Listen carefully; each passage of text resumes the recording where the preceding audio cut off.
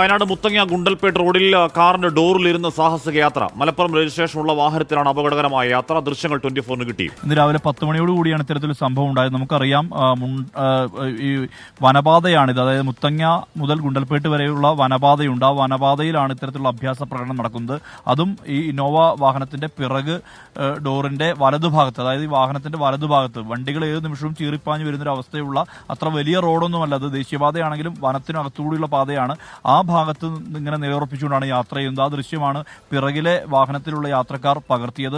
അത്യന്തം അപകടകരമായ യാത്ര. ഇന്നലെയും ഇതിന് സമാനമായ രീതിയിലുള്ള ഒരു യാത്രയാണ് പൊഴുതന ബാണാസുര റോഡിൽ. അത് കർണാടക സ്വദേശികളാണ്. ടെമ്പോ ട്രാവലറിന് മുകളിൽ കയറിയിരുന്നുകൊണ്ടാണ് യാത്ര ചെയ്തിരുന്നത്. ഇത്തരത്തിൽ അപകടകരമായ ദൃശ്യങ്ങൾ നിരവധി വന്നിട്ടുണ്ട്. ഇത് KL10 രജിസ്ട്രേഷനിലുള്ള ഒരു ഇന്നോവ കാറാണ്. എന്തായാലും ഈ ഒരു സംഭവം ഇത് പിറകിലെ യാത്രക്കാരാണ് പകർത്തി നമുക്ക് നൽകിയിരിക്കുന്നത്. എന്തായാലും അത് അപകടകരമായ യാത്ര തന്നെയാണ്. പ്രത്യേകിച്ച് ഇതിന്റെ വലതുഭാഗത്ത്, അതായത് ഇന്നോവ കാറിന്റെ മധ്യഭാഗത്ത് വരുന്ന ആ സീറ്റിന്റെ ആ ഡോറിന്റെ സൈഡിൽ നിന്നുകൊണ്ടാണ് ഇങ്ങനെ യാത്ര ചെയ്തുകൊണ്ടിരിക്കുന്നത്. മാത്രമല്ല ഉറക്കെ ആക്രോശിക്കുന്നതായി ഉൾപ്പെടെയുള്ള കാര്യങ്ങൾ ഈ പിന്നിൽ വന്നിരുന്ന യാത്രക്കാർ പറയുന്നുണ്ട്.